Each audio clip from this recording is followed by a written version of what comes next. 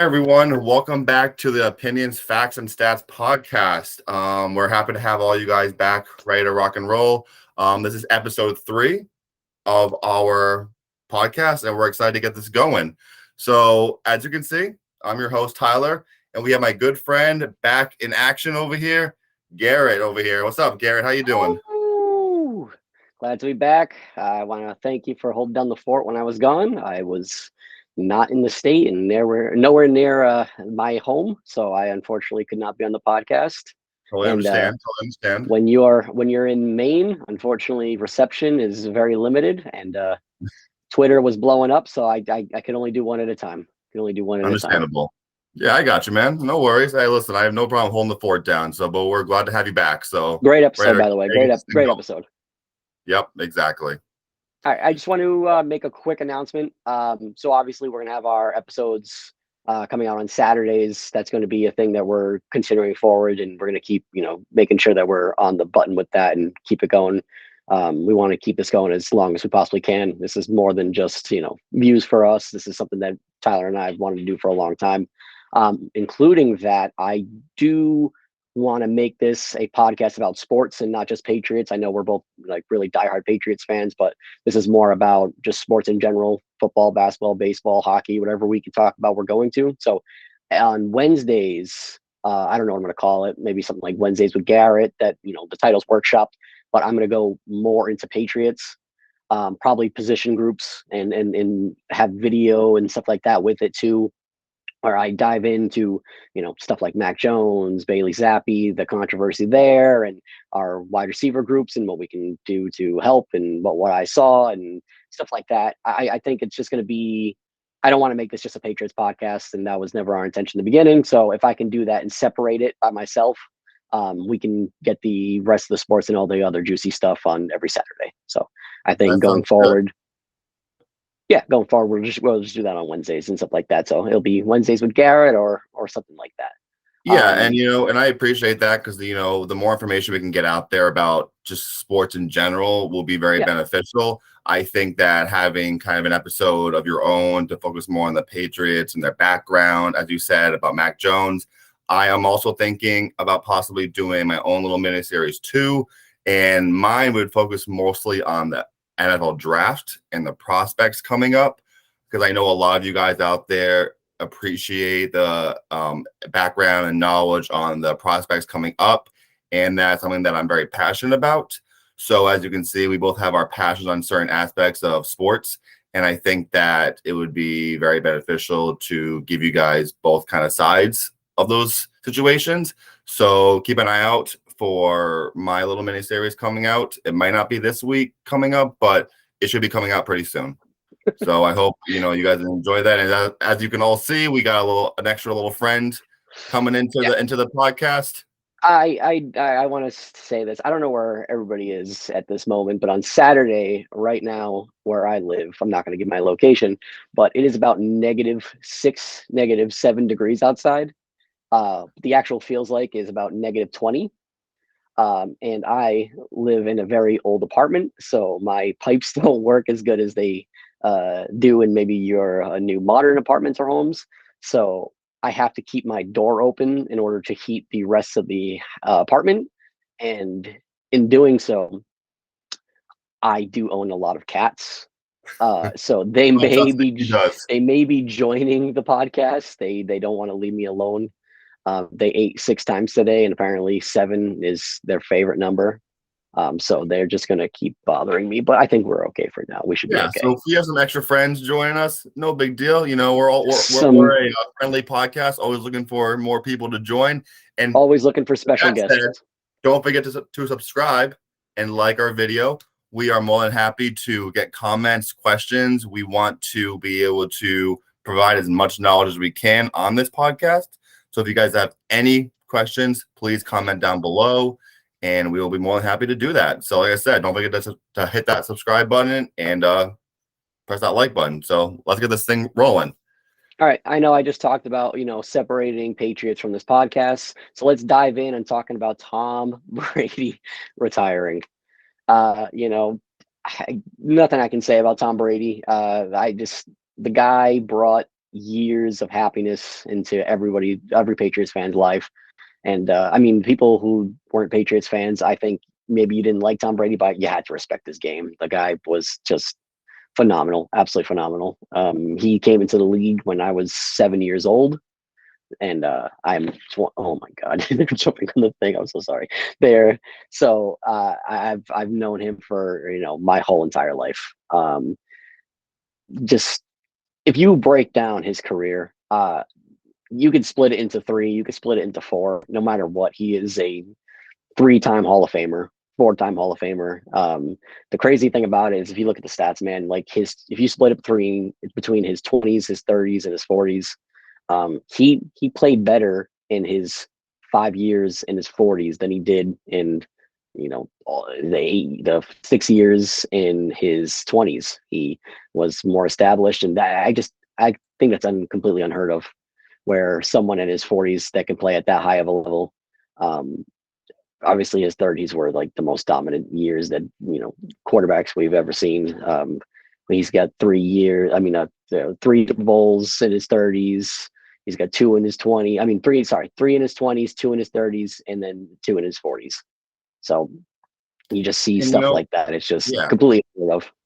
And that's crazy to think about. Remember how when he was first drafted, all those pictures about Tom Brady, how he looked like he never ate a sandwich because he was so skinny, so lanky. He was this tall, kind of awkward-looking guy at the NFL draft who ran like in the fives in the 40-yard dash. And everyone was like, who is this guy from Michigan? A skinny, tall quarterback who doesn't have a strong arm? Well, that skinny, tall, not strong arm quarterback became, if not the best, not even quarterback, best football player of all time. And that's our own opinion. Everyone has a different opinion, but to us, I'm pretty sure Garrett can agree with that he is, will go down as one of the best football players in the NFL. Look at this way, ready? So in his 20s, he threw for 21,564 passing yards. He had 147 touchdowns and 3 Super Bowl wins.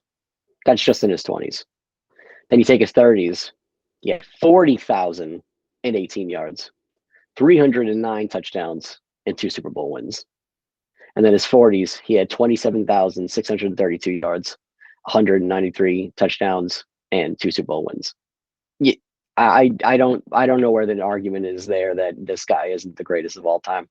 I think you hear the argument too, but like even when Brady won his 4th, he already went to 2 more Super Bowls. Like he was 3-2 at that time. So I mean, the debate between Brady and Montana, I think, is kind of not ridiculous, but I get it. There's an argument there. But even when Brady was 3-2, it's like, what's the goal? Is the goal to lose in the playoffs, or is the goal to make it to the Super Bowl and win? I get it's to win the Super Bowl, but I mean, I think getting there is impressive in itself. I mean, Joe Montana went to 4 and won 4. I mean, he didn't only play 4 years.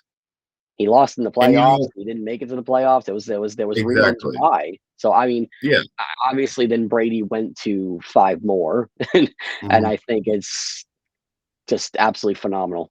Well, and that's the whole thing too, is that I think people need to understand too that we're not saying that Joe Montana of his generation wasn't the best quarterback of his generation. We're not saying that Tom Brady is above and beyond Joe Montana. Everyone's going to have their own opinion on who is the greatest of all time. You can look at, like you said, Gary, you can look at Super Bowl wins, you can look at passing yards, touchdowns, interceptions, whatever you want to look at, and compare them both. And it may not even be close, but everyone's going to have their own idea of who they think is the best. And the other thing, Joe, I want to say is, if you're trying to compare quarterbacks like Tom Brady or Joe Montana, I don't even think you can do that. Because in general, they're very different quarterbacks. Yeah. Joe Montana won a lot more outside the pocket. Everyone said when he came out, oh, he's too small. He can't move. He can't run around. He'll get hurt all the time. Well, Joe Montana showed everyone that, listen, I may be small, but I know how to move around the pocket. And that's how he won with his game, right? He was so crafty in that pocket. He knew when to run. He knew when to get out of the pocket and move. Where Tom Brady, we all knew Tom Brady was not moving out of the pocket much. He was standing there. He was surveying the field. He was using his mind, right? And like you've always said, that's how Tom Brady won all those games. Mm-hmm. And again, with this retirement, we're not going to sit here and talk about was it Bill? Was it Tom? Was it this? Was it that? We're just right now, all we're doing is we just want to relish in what Tom Brady did for Mhm. not even the Patriots, but also the Buccaneers. Yep. Right. He won with the Buccaneers and he won with the Patriots. And I'm sure a lot of you have seen Robert Kraft come out and try and do a 1-day contract with Tom Brady. And in a second, Gary, I'm going to ask you your opinion there, but I don't think he's going to do it. I Mm. really don't. I mean, we would love it as fans, Yeah. obviously, Yeah. but I think Tom Brady, he's done. He was with the Patriots. He did what he did with the Patriots. He did what he did with the Bucks, and now he's just moving on. I don't think there's anything to prove to the Patriots or the Patriots fan base anymore. What do you think? I completely agree. I don't think he would come back for a 1-day contract. I mean, obviously, if we did like a jersey ceremony, or if we did like a statue, I hear some people talk about a statue. I would be up for both of those. I mean, I would love. I mean, you and I have been to plenty of Patriots games combined. I try to go to at least one or two a year. For the last 3 or 4 years, I've been going preseason game, and I love Gillette Stadium. It would be really nice to put a statue of Tom Brady there, or even retire his jersey. I think something like that, he would absolutely come back and absolutely be there for that. I think they would do it at the same time. I don't think he's going to do it for like multiple events. And I don't No. think it has anything to do with the Patriots. I just think he's family bound. He's Florida bound unless he's doing Yeah. like projects and stuff like that. So I don't think Yeah. it has anything to do with. I see a lot of reports. I don't want to like blow reporters up, but I think a lot of people are saying that like he has a lot of like anger towards the Patriots, how he treated him and stuff like that at the end. I don't think it's that at all. I think with Tom Brady, it's water under the bridge. I Yeah. mean, you can hear the interviews when we played him last year. The Bucks and the Patriots. He was so emotional, man. Like it wasn't like a hate emotional. It was like he was glad to be back, and it was good to Hmm. see people and old friends. I just think that retirement's retirement. I just think he's ready to move on, and it has nothing to do with Yeah. the Patriots. It has nothing to do with the Bucks. I mean, And I agree with even that. Yeah, and I agree with that like, because you sit there and look at that too. Like he was with the Patriots. He yeah, did what he did with the Patriots. He retired once last year already. yeah, So we all kind of went through all this already. yeah. And that's just the way it is. And I like just I said, as fans, we would love it, but it's not I what don't Brady think wants. it's and I don't think it's disrespectful at all. Like obviously Kraft wants it, and as us as fans would want it, but I mean, it was a hard decision for him to just move on anyway, and Yeah. he can still play and stuff like that. I agree with him retiring. It's hard to go to a new franchise and start all over. Like you saw when he went to Tampa, man. Mhm. The day he signed with Tampa, he was already in Florida throwing with Mike Evans, and Yeah. and trying to see how Godwin was, and trying to Yeah. recruit people. It's a very very hard process to go through, and especially when you want to be with your family. Like he's got one of his kids is 16 years old already. Yeah. It's like Yeah. he's not that he's missing all this time, he's missing time, but like when you start, especially when you start a new franchise and you have to start from scratch, that is the most taxing thing of all. It's not like when he was on the Patriots in year 10 where he can just call Jules and in Gronk, or call Welker or anything like that, and they'll just come to his house. Like you got to go there, and you got to be Mhm. with the team, and you got to Yeah. meet your offensive line and your play. It's a whole process, and I think I don't think he was done with the game. I think he's done with starting over. And Yeah. And I also unfortunately, think, yeah, and I also think another thing with Brady too that I realized just watching his retirement and just seeing what everyone's saying this year, especially, and I'm not even going to get into the Giselle thing because that's a yeah, whole different yeah, situation. I don't even believe I've seen reports. I don't even believe that it was because of Giselle telling it him to could have stop been. playing. It There could were have other been issues going on there. yeah, exactly, Yeah, and I'm behind not the going to get scenes that into we don't that. know. We don't Yeah, know. my thing is, I think this year though, with the team, how the team was, Mhm. no offensive line, Yeah, receivers dropping the ball left and right, the defense was subpar, the running game was non-existent. I think Brady just got mentally tired. I yeah, think he was just, and we all can look at him and say, "Wow, this guy's a strong-willed guy," and he is. But I truly believe this year he was just the whole year was so taxing on him that yeah. he just realized, listen, I don't need to do this anymore. Like I love football and I I still gave can what I play. had. I gave what I had, and it's Yeah, it's about time. It's about yeah. time. And I think Um, that goes perfectly right into the Tampa Bay Buccaneers. yep. Talking about And what I they're gonna think, do. yeah. And I think with the Buccaneers, they are in some tough waters moving forward, if we want to say lightly. They financially. are about 50 million over the cap. Okay. So they are negative right now. Leaving, And but with Brady retiring, what does it clear up like 20 something? yeah, but they're still like 30 It's still over. 30 in the hole. Over. Yeah. They Oh got yeah. Oh yeah. they got to shed so much cap space, and that is why people are saying, "Oh, what about Mike Evans? What about Chris Godwin? What about all these guys?" Yes, they could, but a lot of teams can't afford their contracts, and that's the Yeah. issue that's arose. Right? They signed Including Godwin the to a Tampa big Bay deal, Buccaneers. which yeah, Godwin's deserved. And please tell me if I'm wrong, but I think Godwin was very deserving of that contract. And You can't predict injuries. no, You and I had this conversation about what was it? When did he sign his contract? Like 2 years ago? yeah, I think we were talking about 2 years ago when you and I were like, hands down, we'd take Chris Godwin. Hands oh down. yeah, easily, We'd easily. absolutely take him. And again, you can't predict injuries, and it's a shame that injuries are a thing. But I mean, I think Chris Godwin's a very good wide receiver. Very good wide receiver. Yeah. Oh yeah, and I would take him hands down. I don't think we could afford that contract in general. That contract is so big. I think the contract that we could afford more is Mike Evans because he's got 1 year left, where Godwin I think has 2 more years left in his contract. So Evans is more realistic, but he still has almost like a 20 million cap hit on his contract still, and that's a lot. I think what we might see happen, and again, I don't have any sources on this, but I think like players, I think Mike Evans and Godwin or people like that are going to be moved, and I think that they are going to go to teams, and then I think they're going to take team-friendly deals, not team-friendly deals, but I think they're going to do a lot guaranteed and move money around so they can go to other teams. Because I mean, right now with the Tampa Bay Buccaneers, I mean they have one quarterback on contract. Yeah, Kyle Trask. They have Kyle Trask. And Their run game their offensive line was hurt. It was not great, first off. And then the running backs that they've had the last 2 years, like Leonard Fournette. I mean, they got was it Rashid White? Is that who I'm thinking of? Rashid White. And he had a pretty good year. He looked good. He looked good. I think they should move forward with him, especially. Yeah. But I think Fournette's going to go because I think he has another year in his contract, so he's probably going to be let go.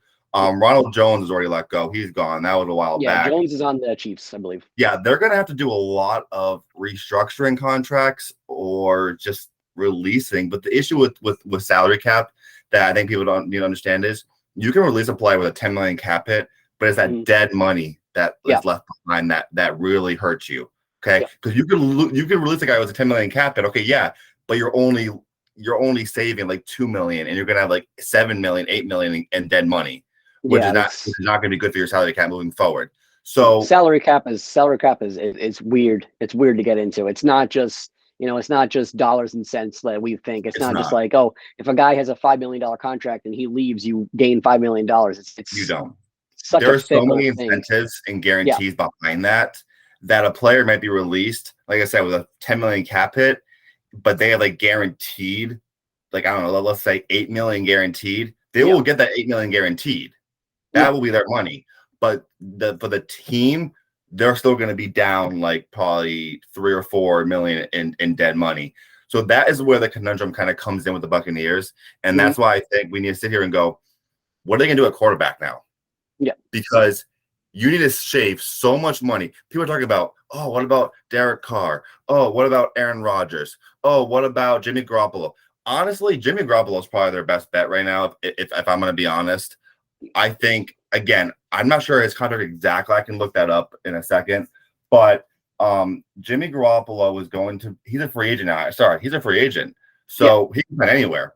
So if I'm the Buccaneers, I look at Jimmy Garoppolo hands down as a bridge because Jimmy is still a good quarterback. We can agree on that. He's injury prone. Yes, he is. But it's still it pays for his experience. It pays for his ability to play when he is healthy.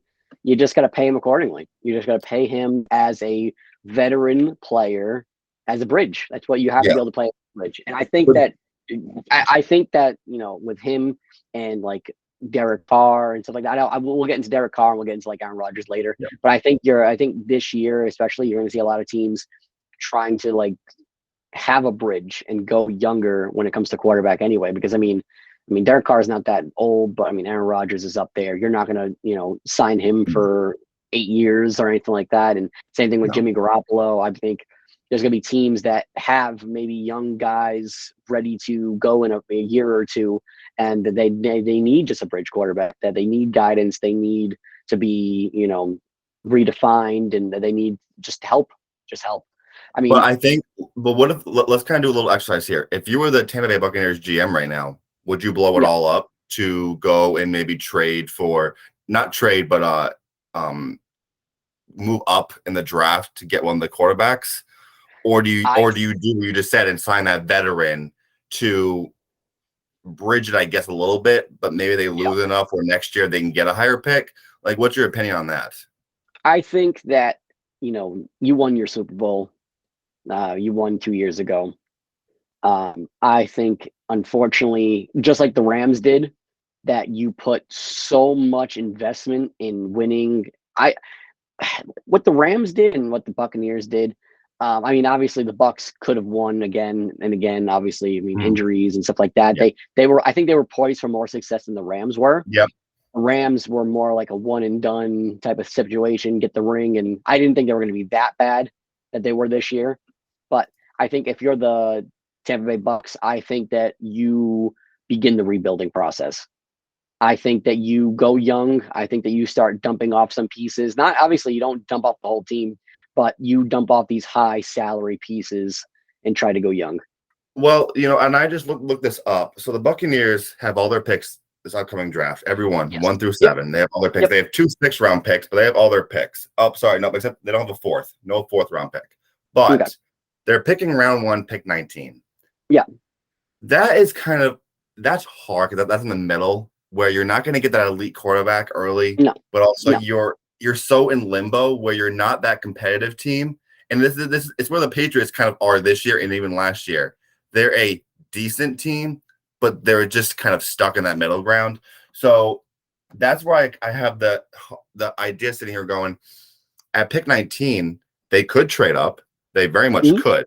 Mm-hmm. They have ammo to do it, but the issue I see here is that 19. Let's say you want to trade with, I don't know, the Cardinals. Let's just say that to pick number 3. That's a Yeah. big jump, and the It's Cardinals a are really not big going to jump. want. The Cardinals are not going to want to jump that far back, in my opinion. No. No, I'm just you're throwing you're an absolutely example out right. No, you're right. There's it's a year where a lot of a lot of teams that are early have a lot of needs. there. So, and the needs that they need to be taken care of, unfortunately, I have to be early in the draft. Yeah, So, like, wide receiver. I mean, not wide receivers, like quarterbacks. So a lot of teams need quarterbacks. Obviously, the Cardinals D don't. But like, linemen, edge yeah, D line, rushers, exactly. Edge rushers. offensive linemen. Yep. Tackles, Yeah, guards. Like, this is all stuff that's going to be taken early. early. And you're right. You need to find a suitor that would be willing to jump back to 19. And I don't see that. I really don't. Like, And you we'll gotta talk more look in about like the this. top, in especially if you're the Bucks, you need to be in the top 10 if you are going to go for a Yeah. quarterback, or you are going to go in there. You need to be top 10. And you're right. I don't see anyone right now in the top 10 that would be willing to jump back to 19. Yeah. And like I said, I'll talk more about the draft in my own series, but there really isn't anyone later in the draft where I'm sitting here going, Yes. oh, Buccaneers, go get them. Like, this is a top heavy quarterback draft. So that's where I'm going to leave it at. So if you're not one of those top 10 teams, it's going to be difficult to do that. Like I said, their best bet is to go the veteran route. It is because they have enough talent. They do have enough talent. They just were so injured this past year, that it really made things difficult. So I don't want to sit here and go and say that the Buccaneers. I mean, they have to do most of the players they won the Super Bowl with. Yeah. It's just injuries. It's just Yeah. injuries. It's just, yeah. So if you get that bridge quarterback, like you said, Jimmy Garoppolo, or whoever else is a free agent out there, one player that how do I say this? One player that I think would be a great signing. They will not be able to afford him at all, because this other team that has him now, who he's a free agent, but they're going to keep him at all costs. Daniel Jones.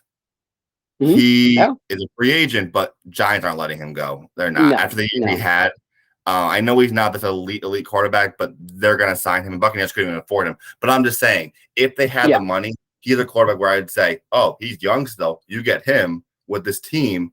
they very much could go decently far. So Yeah. that's the hardest thing that I see here. Quick scenario, and we'll jump into the Yeah. next topic. They start Kyle Trask, right? They draft a backup in the late rounds. They keep Kyle Trask. They dump some dead weight. And I mean, I think you flip the coin. I think if Kyle Trask plays well, you got your young quarterback. And if he doesn't, you get a higher pick in the draft next year. Yeah, and next year's draft is more loaded with quarterbacks in general. Yep. So no, you're right. We don't know, but I think that like if money is going to be the problem, I think that they need to start shedding weight. Kyle Trask, again, it's a win-win. It's a win-win scenario. Obviously, you don't win the Super Bowl, but if Kyle Trask plays well, you get your quarterback for the future right there. You can see what he's got. And if he doesn't play well, then you get your quarterback in the future the next year. So and the last thing I'm going to say here quick before we move on to the next topic is the thing that I find hard with Kyle Trask is he couldn't even beat out Blaine Gabbert for the backup role. No, again. That's all I'm going to say there on that front. So we'll see. Yeah. I agree with your scenario. I think if they can't find that veteran. One more quick thing. They're not in a hard division. No. To be honest with you. They went to the playoffs at 8 and 9. Yeah. So they're not I don't think they need to make crazy moves. No. But obviously they need to take care of the salary cap. But I don't think they're even maybe starting Kyle Trask this year and losing a couple pieces, like what are you going to be, second, third in your division? I don't see them dropping all the way. I agree with you on that part. It's a very, very weird scenario that they're in. Mm-hmm. No money, one of the easiest divisions in the NFL. Like I just don't. It's weird. It's weird. I'm excited to see what happens. I'm excited to see what happens with them. So with that said, let's move right into a very interesting topic that we have now. 2 new coaching hires. Mm-hmm. Who do you want to talk about first? Sean Payton or DeMeco Ryans? Let's go into Ryans first. Let's go into Ryans first, and we'll go right into Sean Payton after. I think we'll talk about Sean Payton for a little bit longer. Perfect. So I have a lot to say on this Houston Texans team because Nick Caserio is the GM. We all know who Nick Caserio is. Was the GM with the Patriots. Yep. I think he's done a subpar job so far with the Houston Texans. He's hired 3 coaches in 3 years, and after each year has fired them. Yeah.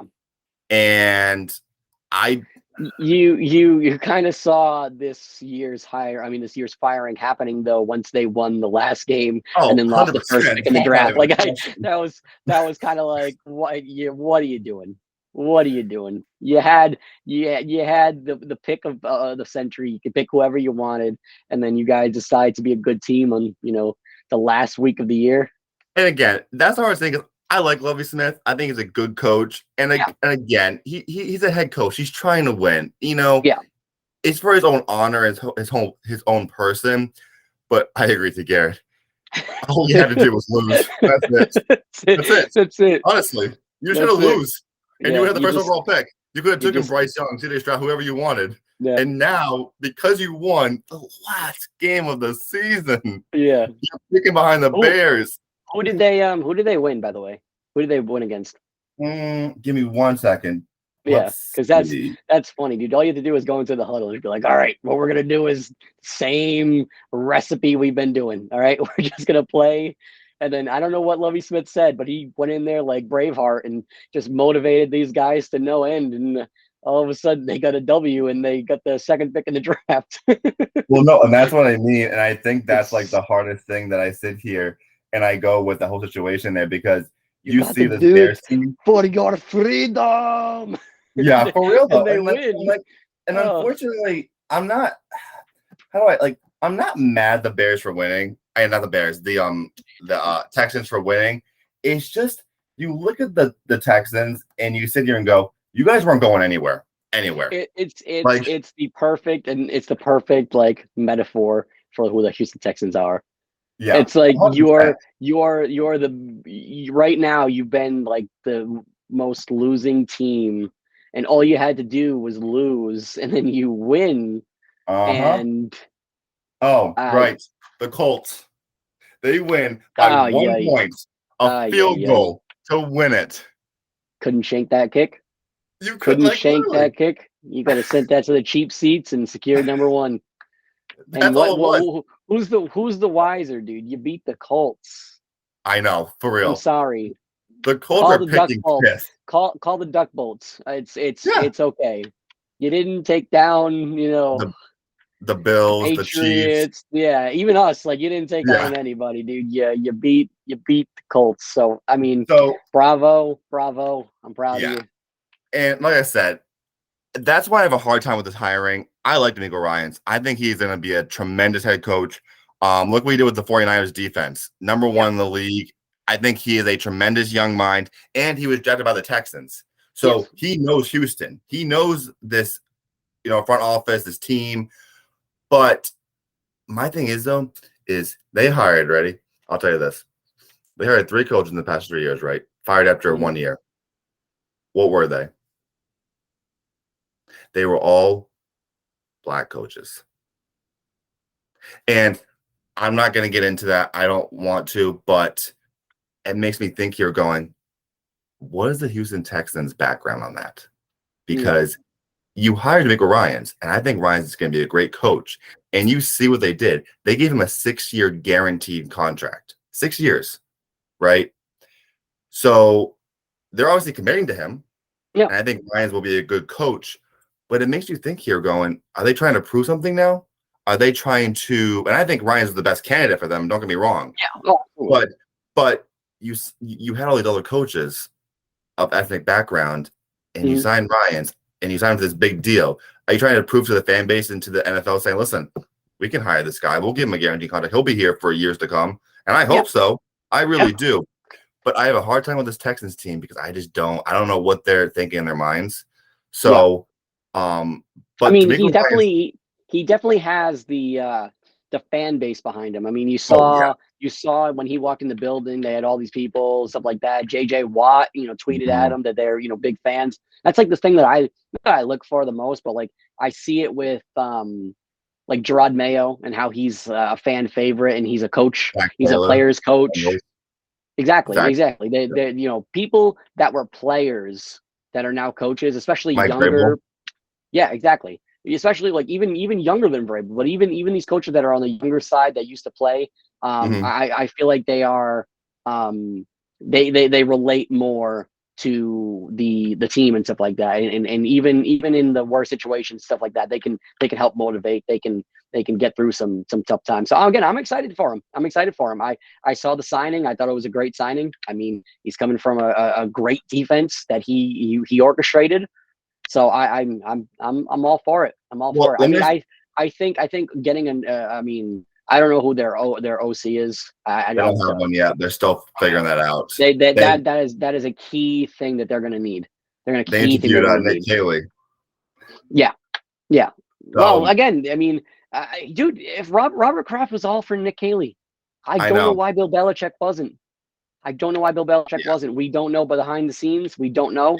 I do not know. He could be a great offensive coordinator, but And you do need. I mean, doesn't have to be young. I mean, the younger is getting better now in the NFL, but it it needs to is. be a offensive mind, because I mean, you're going to have him in there as a defensive head coach.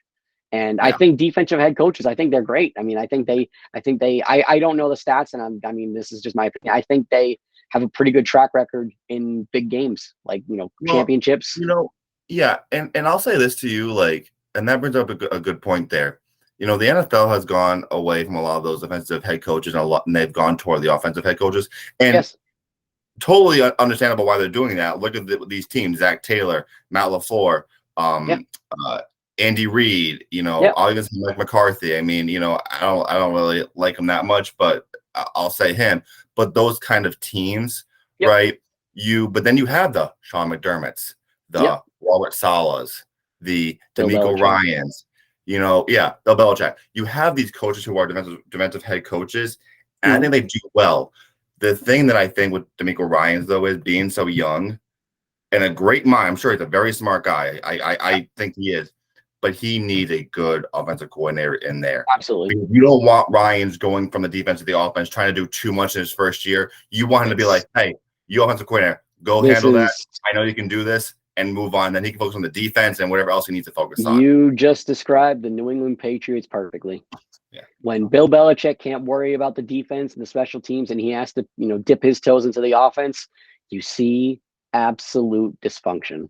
Yeah. That's what that's exactly what's going to happen. So I absolutely agree. I think he's a great young defensive mind, and he needs to get the offensive coordinator right. Like, well, I mean, obviously it's not. I think it's Nick Caserio's decision, but they need to get the offensive coordinator right. Like that has to be step one. I think that's more important right now than Ryan's as head coach.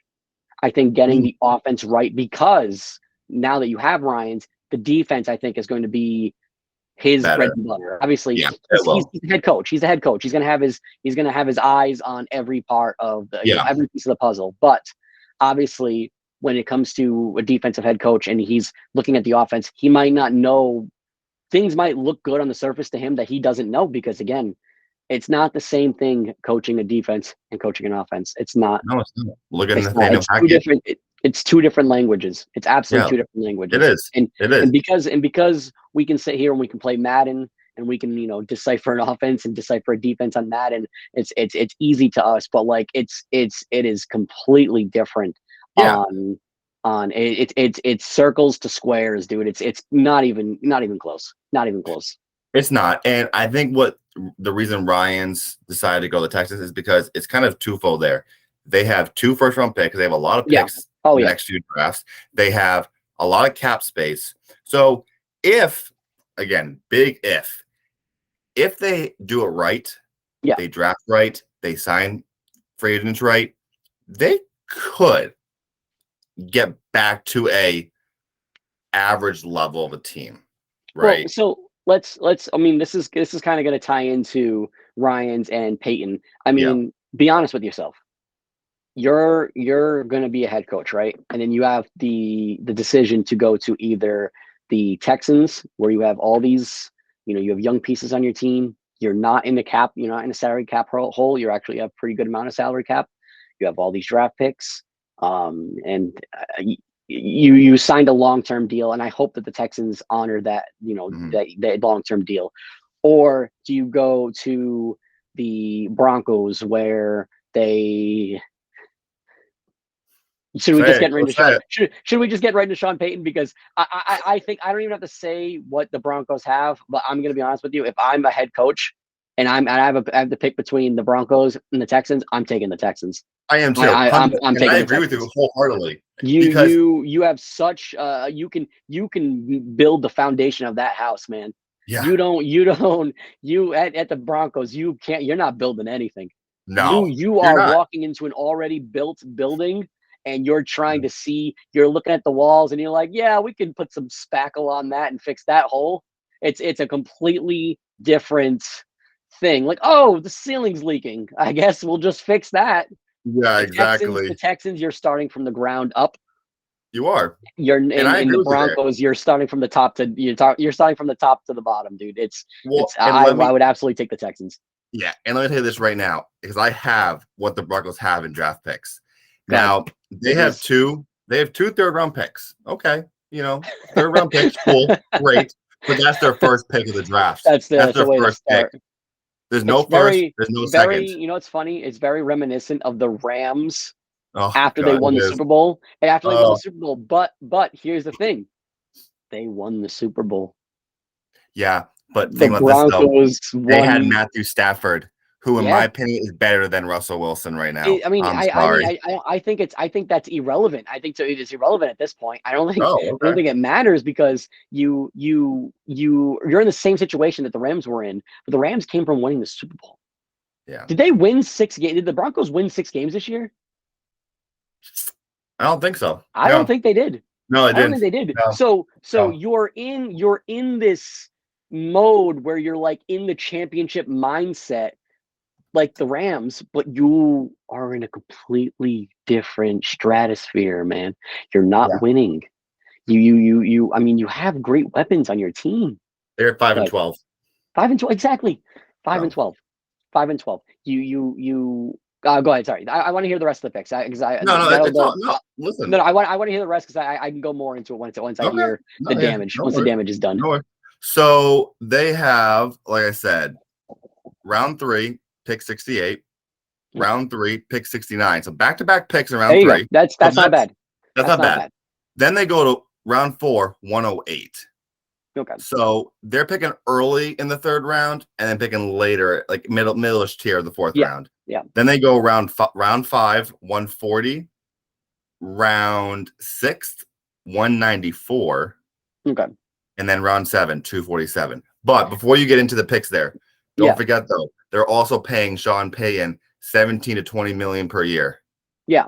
But So, more, I mean, more not only in this draft, what are they dealing with in the 2024 draft? they don't have any first round picks or second round Yeah. picks. So I mean, like you're going into like you have to. God, they're in such a tough situation, and I They get it. are. Sean Payton is an amazing coach. Mhm. You got the coach. Hopefully he can. And I'm going to be honest with you.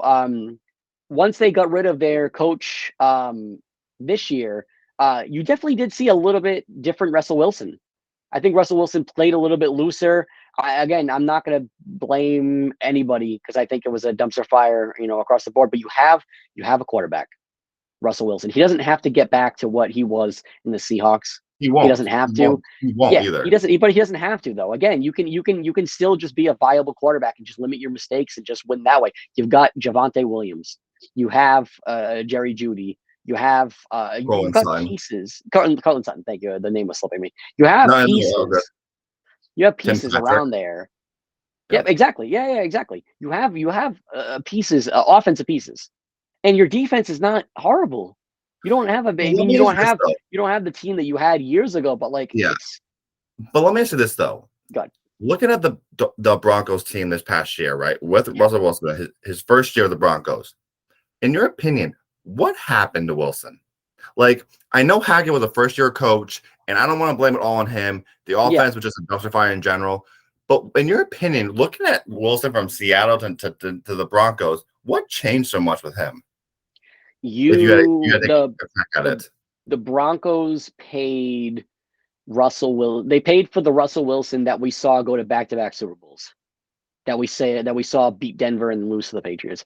They paid that guy, and they got the Russell Wilson that we see now. I don't think Russell Wilson's a bad quarterback, but when you pay hundreds of millions of dollars for a guy, it's not going to go to expectation at all. I think new team. I mean, there's a lot of different things.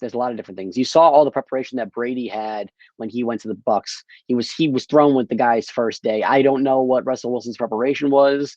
I mean, you can hear there's a lot of comments about his. I mean, there's two sides of the scale where half the media is saying that he's a horrible person to work with, and then you can hear the players. They're like, no, we love Russell Wilson, and it's so much going on that I think that with the new coach, a new head coach. Russell Wilson's in a new place. Quarterbacks and wide receivers have to have chemistry.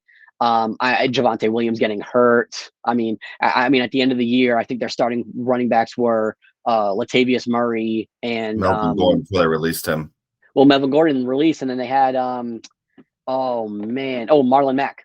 They had Marlon Mack and Latavius Murray. So that's my fantasy football knowledge right there. Hey, listen, I appreciate that, man. You knew a little bit more than I did there. So yeah, they definitely, again, injuries in new and money, and there was a lot of. I think Sean Payton brings groundedness in this. I think he's going to be getting a lot of people on the right track. A lot Payton of early. Also doesn't get any crap from anyone either. No, exactly. Especially That's from the Wilson. problem. That's the problem with new coaches too. Is that like you go into a room and it's like. It's hard to like just sit there and tell people what to do when you're the new guy and you go into like wide receivers that already know what they was doing last year and who their coach was last year, and it's hard to like demand a room, and maybe Nathaniel Hackett just didn't have that ability to bring everyone together. Again, you're hearing all these things about Russell Wilson, but we don't know behind the scenes. It could have been Hackett, it could have been anybody.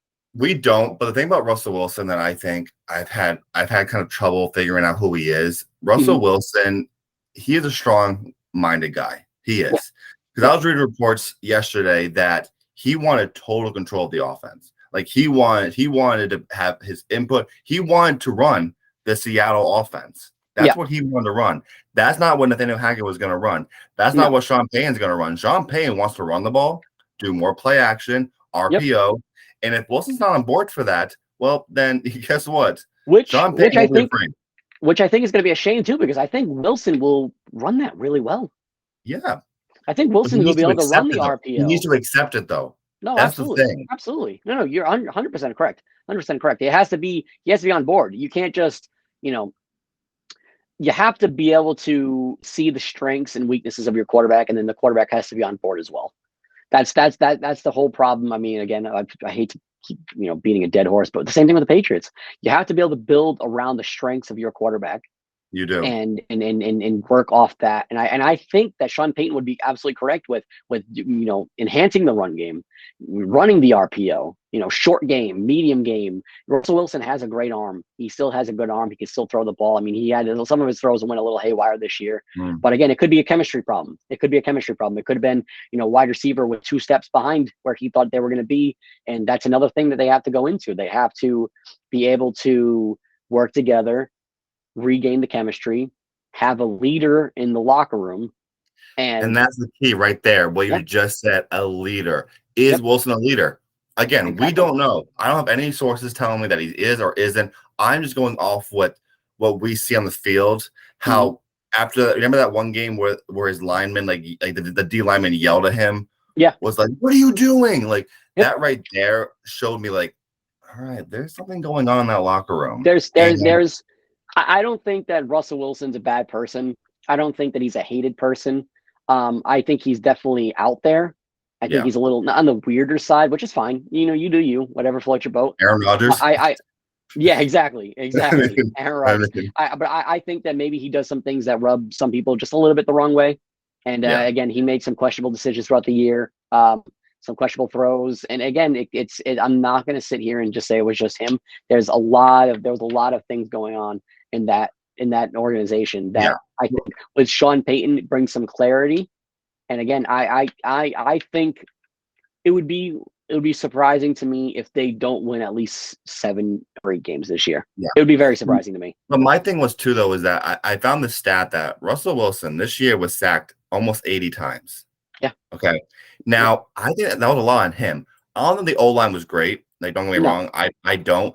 But Wilson is that quarterback who runs around a lot, wants to make plays. And he ran into so many sacks. He just kept running around. And unfortunately, I think we both can agree on this. Wilson doesn't have the same speed that he used to have. No. He doesn't. No. He was hit so much in his career that he doesn't have that same, the way he maneuvers around the pocket or runs around. He needs to now, what I think Sean Payton will try and do with him, like he did with Drew Brees, he needs to make him more of a pocket passer. He needs to show him, listen, RPO, play action, boom, hand it off, fake handoff, throw, there you go. He needs to do that more often because I just feel like he doesn't.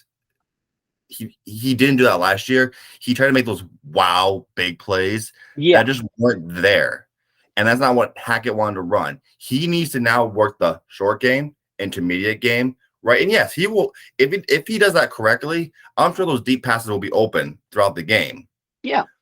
I mean, and also, I think that you have different weapons too. I mean, he went from having DK and Tyler Lockett to Cortland Sutton and Jerry Jeudy. And again, all 4 of them are very good wide receivers. They're just different. And I think that Russell Wilson, I think DK and Tyler Lockett fit Russell Wilson really well. And he went to a team with, weapons. Jerry Jeudy, Cortland Sutton, and then Patrick. Patrick. And then they have KJ Hamler. Yeah, KJ Hamler. Thank you. KJ Hamler. Yeah, no worries. Hey, listen, man. That's my draft mod. That's my draft mod coming out. So it's funny because I think I have KJ Hamler. I have KJ Hamler in one of my dynasty leagues. So it's a shame that I forgot his name. But they have. I traded for him. He's a good player. He is. Yeah, but the trade, unfortunately, he was coming out of college though. Yeah, the good thing with Dynasty is that trade may work out for me in the next 20 to 40 years, but unfortunately at this moment, the trade did not work out for me. Yeah, let's just say I don't really want to get into this too much, but my Dynasty team, it needs a lot of work. So if anyone wants Dynasty advice from me, I haven't won a Dynasty championship in the last ever. So I'm open for questions. I can definitely help your team get to mediocrity. I'm really good at it, man. And if you want I'm some, really good. I'm really good at being in the playoffs and then just completely falling off the map. But if you need to get to the playoffs, I'm your guy. and if you want some advice on how to get the #1 overall pick in the rookie draft, come talk to me. I got you on that. I would show you how to get those, how to talk to you about those NFL draft prospects, #1 overall, because I can help you with that. Number one? You want number one overall? Tyler's your guy. You Yeah, want to I make got it, you. huh? Do you want third place where you don't get any money or no trophies or anything?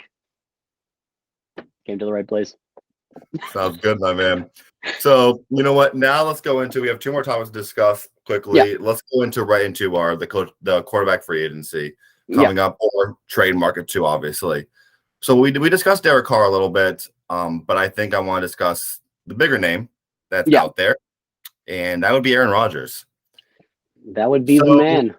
So let me first ask you your opinion on that whole situation in Green Bay with Aaron Rodgers and where you're going from with that. So go ahead on that part. Well, let's see. You have a guy named Aaron Rodgers who has been one of the best regular season quarterbacks of all time.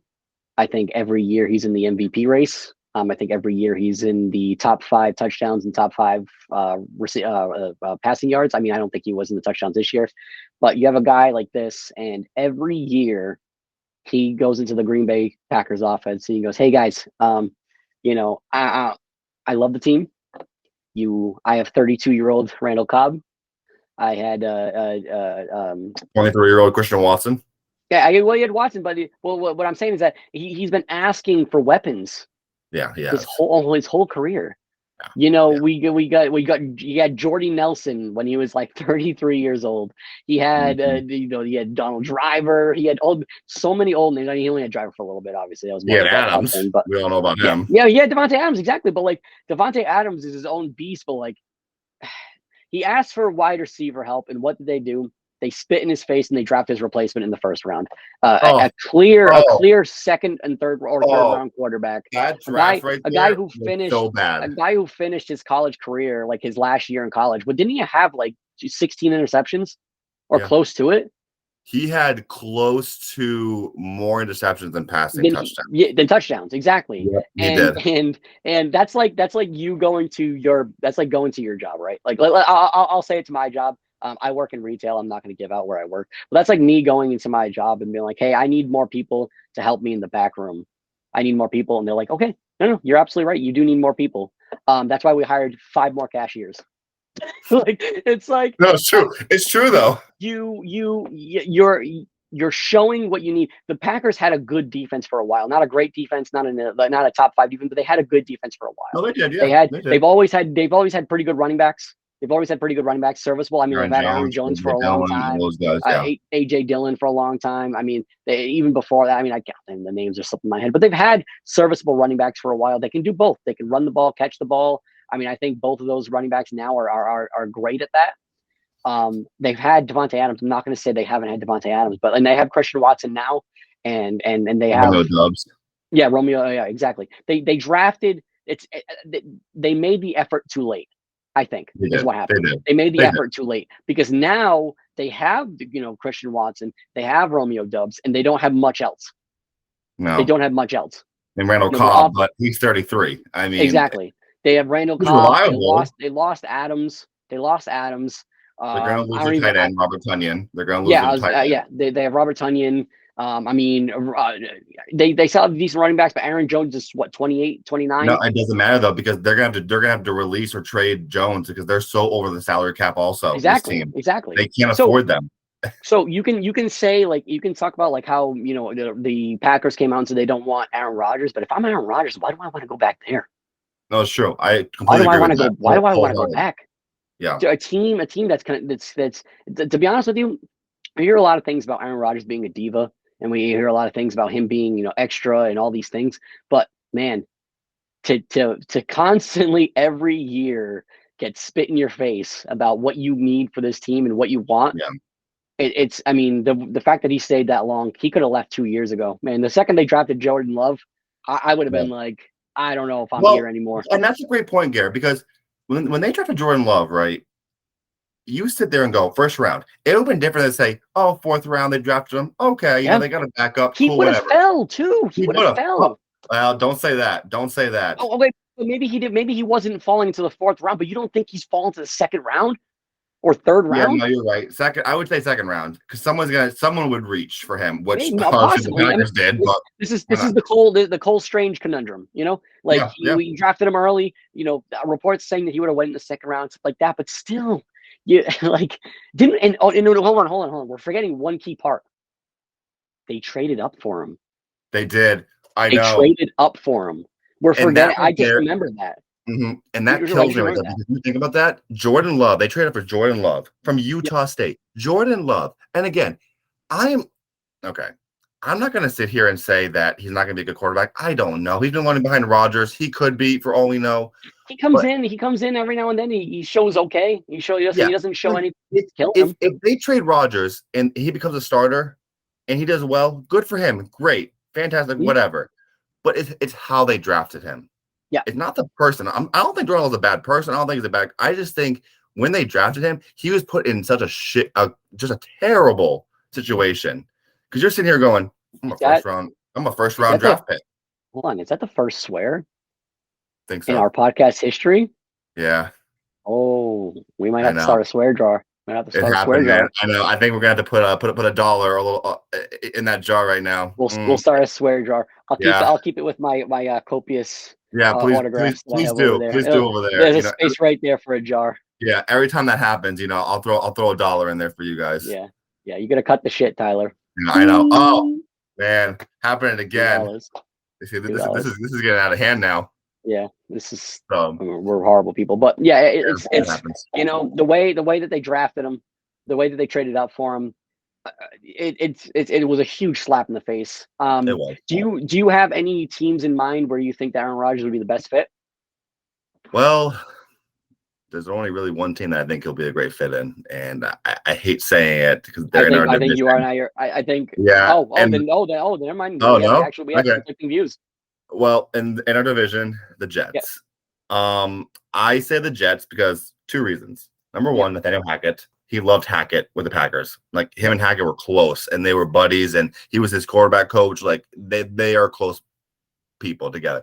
The other situation is the Jets. They have talent. They really do, and they're ready. They're ready to win. They are. They're almost ready to win. They have Garrett Wilson. They have Corey Davis, Elijah Moore, Breece Hall when he comes back from injury was showing as a rookie that he can be a top running back. They need some more O linemen. They're iffy there, but defensively, they're there.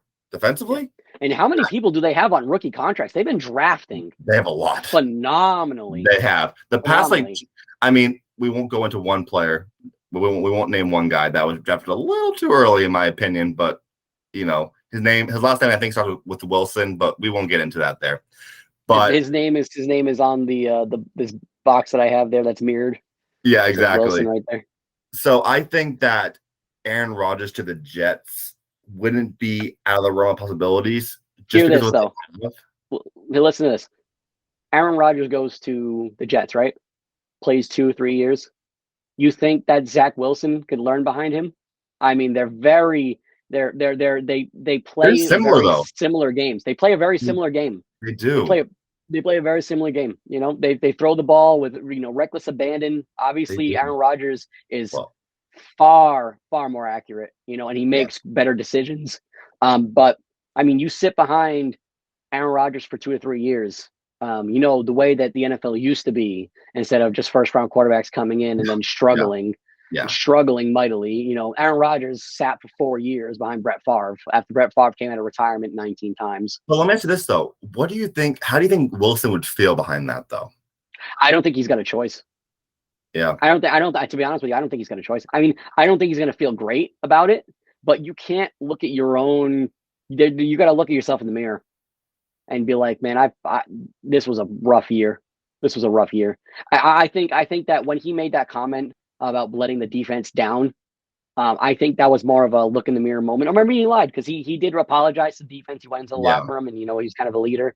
But I don't think you have a choice. I think this is the best way. What team are you going to go to? If you're Zach Wilson, where are you going to go? Where are you going to start? Where are Yeah, you going to no, start? yeah, With the you're right. rookies, with the rookies coming in this year, there's like three top quarterbacks right now Yeah, that could go yeah, to a team and start playing. There's, yeah. you don't have the ability to demand your way to a new team. I just don't see it. I just don't see it happening. I think if you're Zach Wilson, this is the best thing for you. And who knows? Yeah. I mean, God forbid. I mean, knock on wood. That's knocking on wood. What if Aaron Rodgers gets hurt and he comes back halfway through the year and he's a changed man, or even like next year if Aaron Rodgers gets hurt or something like that. Like, I think this is the best opportunity. You stay with New York.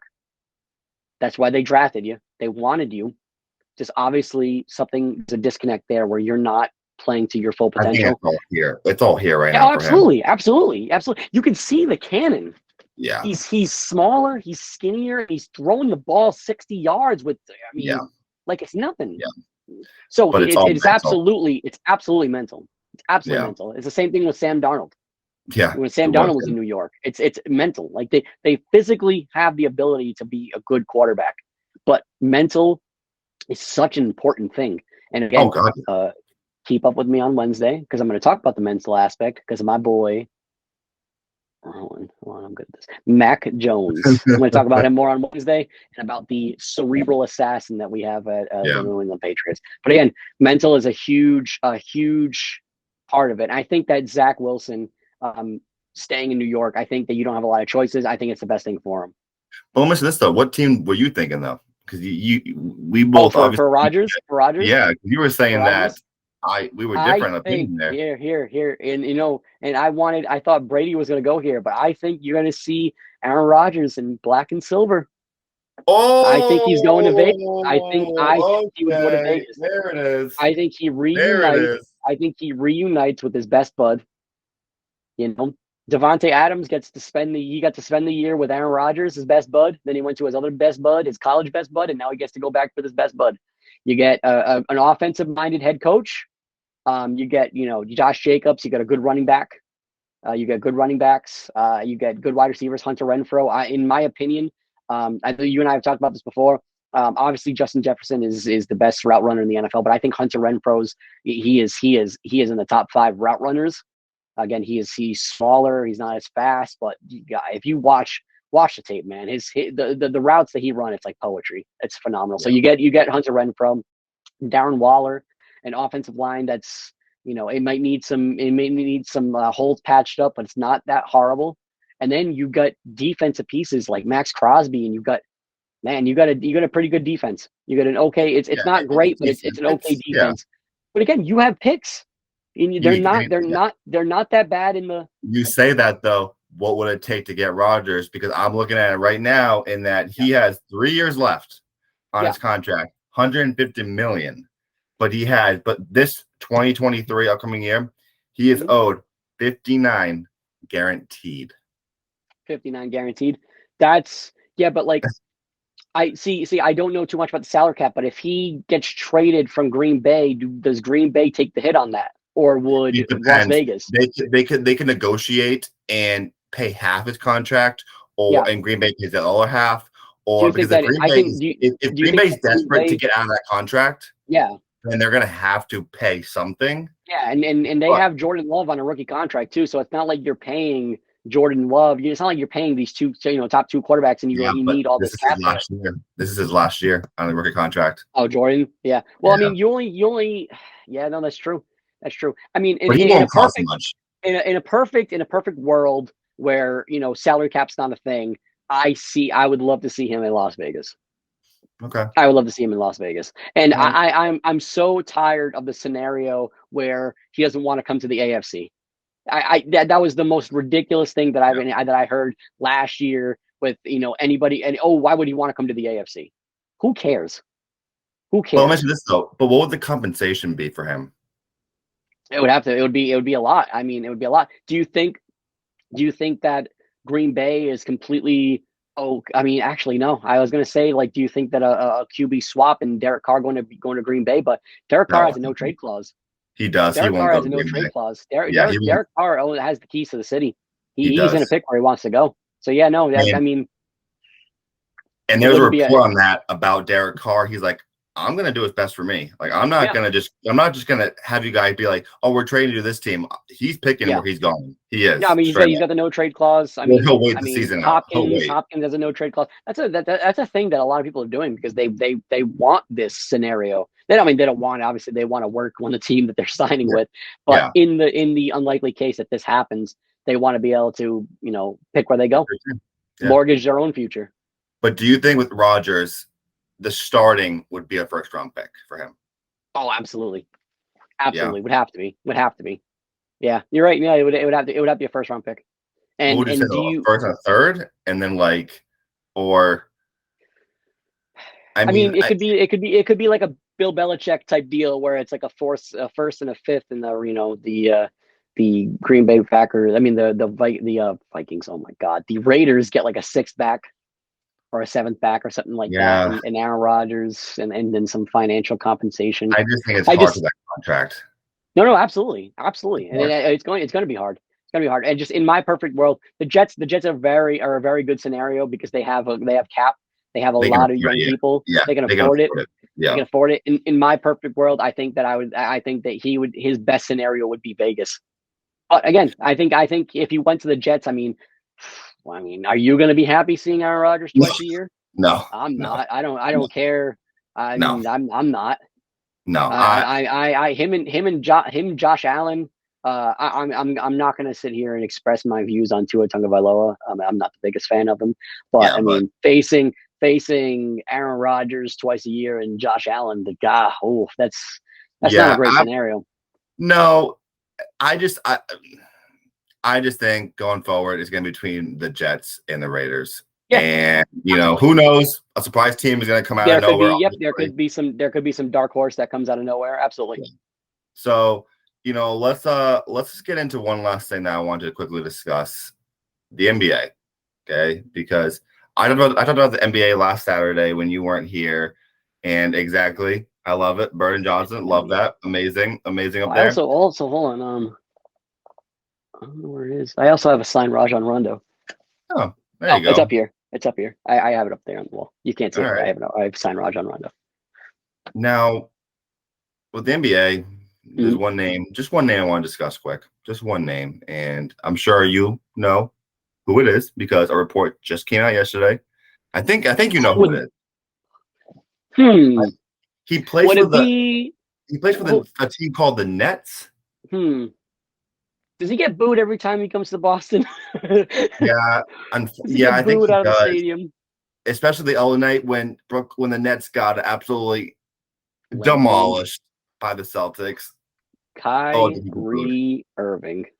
Yeah, Irving. It's so crazy too because he's such a talented ball player, but he is just. He is so. I don't even know how to describe Irving. I really don't. He's got some of the best handles you've ever seen. Like the moves that he's got. You watch him, and even when he was on Boston, you were like captivated by it. You were just like, oh my God, like the moves and the handles. And then he'll just be like, the world's flat. He does though. That's what I mean. And again, everyone has their own platform. Everyone can say what they want, but just expect not backlash, but expect their people to listen to what you're saying and take it verbatim and not be happy with what you're saying. And again, if I say something on here and it offends somebody, I'm expecting people to say something about 100%.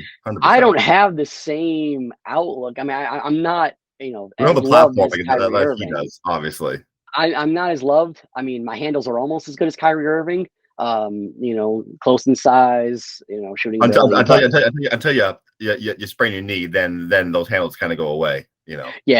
I'm people who don't know me. I'm a very injury prone person. If I wasn't, I mean, I'd be in the NBA right now. I mean, all right. Let's ease the brakes there a little bit on the NBA. I mean, for those who don't know, I'm 6'6", 280 pounds, solid. For those who do know me, keep it to yourself. You don't have to say anything here. But I don't. I mean, I could, but hey, just stay quiet. Kyrie Irving again, fantastic baseball player. He's really good on the net. Yeah, Everyone, just so you know, he's a baseball player, I guess now. I didn't baseball realize player. that. Yeah, if Bo Jackson could do it, if Michael Jordan can do it, who knows? Kyrie Irving can do it, I guess. Kyrie Irving could do it all. Maybe he goes baseball. It pays better.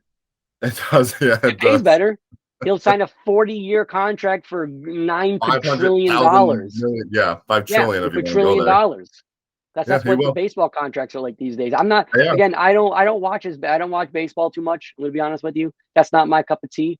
But I got Twitter. I see these contracts. I'm about to start pitching. I'm about to start warming my shoulder up. Bryce Harper, 14 years, about $400 million. Mike Trout, 13 years, about $500 million. So yeah. When Patrick Mahomes came out with his, what was it, like 10-year? Not 10 years, but it was like 8 years, 500. 8 years, 500 million. Yeah, we thought that was like, unprecedented, and we were like, dude, in the MLB, it's like, dude, our backup second baseman's got that. It's for real though, honestly. It's like our ball boy has like $5 million less on his contract. The ball boy probably makes more money than the NBA players do personally. Yeah. Like the MLB is just I said on my show, I can discuss baseball plenty more. I can tell you, I can get really deep into what baseball's all about. Trust me on that part. So, but with the Kyrie Irving thing, he's supremely talented. We don't even need to question that. We know how talented he is, but he is just. He's got a mouth. He does. And he has some interesting views of the world. Yeah. And again, he's his own person. I'm not going to critique him for what he believes, whatever. You do you. Yeah, but. That brings up the great question here is who'd want him right now? And and again, team will want because of his talent, but last year he barely played. He played one game, gone 2 games, play a game, out 3 games. Like he was so non-existent and untrustworthy. Mm-hmm. What teams, in your opinion, would take him? And in your opinion, who would want him right now, truthfully? Win now scenario teams. Teams that are not mortgaging the future, they're mortgaging the now. Mm-hmm. Teams that are going to have assets to trade. I mean, Los Angeles Lakers might be one. Yeah, they probably will because LeBron's going to want them. They probably will. Will. And again, I know everyone's going to be like, well, the Lakers, that's an easy decision. Of course, the Lakers. I mean, yes, but don't say that because if they're going to trade for Irving, you know who they need to trade? Westbrook. Absolutely. And Brooklyn's not going to want Westbrook. No. Not with Ben Simmons already, who can't shoot anyway. Yeah. You're going to have 2 point guards they play almost very similar games. You know, one team that I think could really use him? Mm-hmm. Dallas Mavericks. Luka needs somebody else. Absolutely. That's a good place. I mean, again, I think the issue with that, I think that's a great piece. A great place. But the issue with that is, do you think there's going to be a who gets the ball in the last 5 seconds complex? But between Kyrie and Luka. Kyrie, same thing though, don't you think? I mean, but maybe the difference is Kyrie loves Kevin Durant, and that's his buddy. He doesn't really know Luka that well. I mean, I'm sure he knows Luka, obviously. Yeah. But I'm sure they don't really hang out like KD and Kyrie do. No. So it's true though. But I completely agree with that. But Luka, though, you look at Dallas, it's just Luka on that team. It really is. Oh yeah. And Luka needs help. Luka, you are going to run Luka down if you keep relying on him like that. So I think Luka would be happy with Kyrie. Now, would Kyrie want to go to Dallas? I don't know. I mean, I think he wants LA. I think he wants the Lakers. I think he wants a great marketing city. He does. Yeah. And I think Dallas is going there. I think Mark Cuban's doing a really good job with what he did with Dallas. But I mean, he went from Boston, and then he's like New York, and Cleveland's one thing, but I see him. I see they drafted him. I see him going to like big name cities like. I agree with that. And the other thing too is that the reason that he wants to trade from Brooklyn that I found out yesterday is that he wants a long-term contract. He wants that contract, and Brooklyn's not giving it to him because he's untrustworthy. He's not. Well, maybe. Well, then if that's what he's really looking for, then I don't think Los Angeles is it. They can't afford him. They can't afford it. Yeah. I mean, 'cause they're gonna They're be shut they are out. a they are there's let's compare it to like leases. Let's compare it to like apartments and stuff like that and Yeah, renting. There are lease teams where you sign like year leases when you're like, I'm going to stay here, and there's month to month tenants. yeah, And the Los Angeles Lakers are their month to month tenants. they are. They're pieces on the team that the second they struggle, they're going to be they're not going to be there anymore. No, they're not. Los Angeles Lakers, and then again, LeBron James. We can get into a whole debate about that. Again, I think LeBron James is one of the greatest players of all time. I just think that when you're with LeBron James, if you even struggle for a little bit, he's just going to steamroll over you and just be like, you know what, we need something else here. He will, because you also look at this too. The Lakers are an old team. They're old. Yeah, And they Davis, are. Westbrook, LeBron, Beverly. Take the team that you have that they have right now, dude, and then fire up, NBA 2K15. Oh, That is like a oh, superstar. oh yeah, NBA 2K16, bro. You yeah, fire that yeah. bad boy up, and that team that is like the East All Stars right there. That's the But Celtics right now. unfortunately, exactly. But unfortunately, that's the whole point, is that they're just the age there, and They can't and shoot. they can't shoot. They can't stay healthy. No. There's so many issues, and that's the problem with when they'll take this young piece, right, and then they'll flip it for literally like a Carmelo Anthony, and like they'll flip it I for know. like Dwight Howard. Dwight Howard. They'll flip like these young pieces that, like, I think the Los Angeles Lakers are, as long as LeBron's there and as long as Anthony Davis and like that, they're going to be always in the race going forward. But the second that those pieces diminish and retire or fall off the map, they've got nothing. No, they don't. They've got nothing. No. They're doing the same thing that the Broncos did. Yeah. They did the same thing. Great point. That's a great point. They're doing the same thing. They're in the Rams. They're buying in. They're taking all these pieces. They're trading draft picks. They want all these older, because they want it's like they want to win once. As long as we win one championship, we'll be all set. And they did 2 years ago. Yeah. They won. They did, the Lakers. They did. But when they won, they expected to come back the next year and say, "Oh, we can win again with these same players." It's not the way it works. That was the bubble year. That was the bubble year. Yeah. That was the year where, let's be honest, a lot of teams. It was a weird year. It was a weird year. It was a weird year. Very weird. So year. Again, having LeBron James, they'll always be there. I don't want to say they're not going to be a top team, obviously, because they're just an old team. But with LeBron, they'll squeak their way in, possibly here and there. But Davis is always hurt. I think Davis is a tremendous player, but he's always hurt now. Always hurt. Russell Westbrook. Didn't he come back from an injury the first game and then like tweak his ankle again? Yeah. Or like the first, second game? It's like it's a shame. It's a shame because he's an absolute stud, but there's nothing you can do about the injury bug. Nothing you can do. And then you can eat healthier, you can work out more, you can stretch more, but it doesn't matter. The injury bug's coming, dude. And if anyone's to talk, one of the reasons why I wasn't on the podcast last week, I mean, I was in Maine, but I also had a rib contusion from moving a dog crate. This is supposed to be the prime of my life. Oh, I'm not going to give you guys my exact birthday, but I turned 28 in the next 58 months. And I am struggling mightily to walk and stand. Those stairs? Are you out of your mind? Are you out of your mind?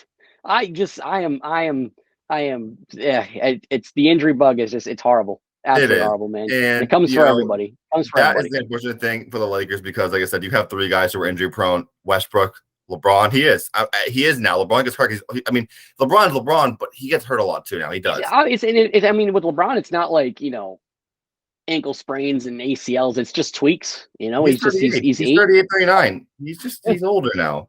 And then you got Davis, Westbrook. They got Beverly. So if Irving goes there, fine. I don't really have anything to say on the Lakers with Irving, because LeBron. I think it's a good take. I think Dallas is a good take. I like that.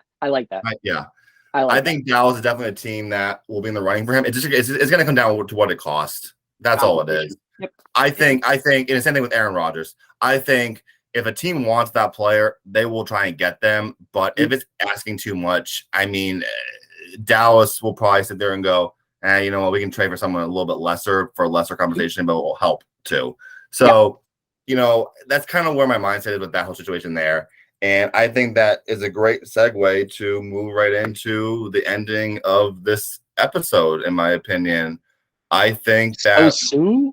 No, I'm just kidding. so soon, I know, It's right? actually a longer one. Yeah, It's actually it's and I hope pretty good length.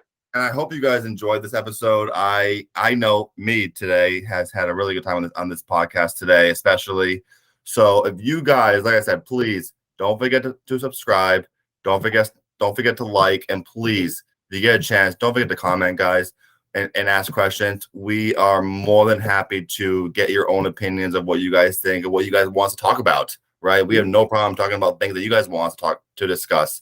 So when this video goes up, don't forget to check it out and to post and comment. We really would appreciate it. So there's Also, that.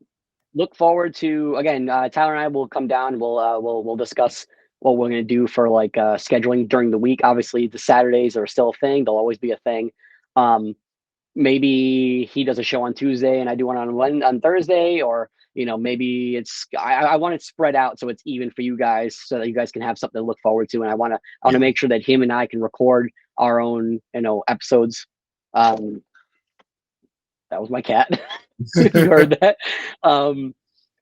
We want to make sure that you guys can have something to look forward to, and and we're going to try as best as we can to have everything the same day, hopefully around the same time, every week, that you guys can look, listen to it as soon as it comes out and stuff like that. So we will, him and also, I will, yeah. good. And also don't forget to check out Instagram, Facebook, Yes. Twitter, and TikTok.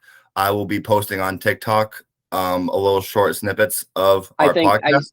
I think what we'll do is, I think Tyler's going to take over. We both have, obviously, him and I both have the accounts information for all the apps and all the profiles that we have. I think that I might take over the Twitter a little bit more. I've been very active on Twitter lately, especially with mine. Yeah. And then Tyler's going to take over the TikTok and Instagram and stuff like that, and look up for updates and stuff like that. I want to be able to get a good schedule down and start posting that on Twitter and TikTok and stuff like that.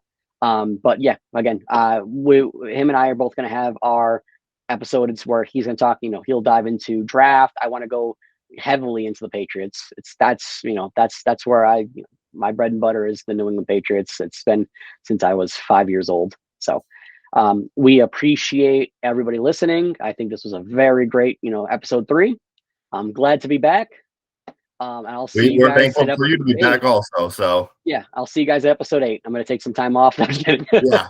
We'll see. We'll see him in the next couple of weeks, just so you know, guys. Yeah. Well, again, like, comment, subscribe, and again, thank you for listening to the Opinions, Facts, and Stats podcast. I'm Garrett, and I'm Tyler, and it's great seeing you guys, and hope to hear from you guys soon. So, all right, see you later.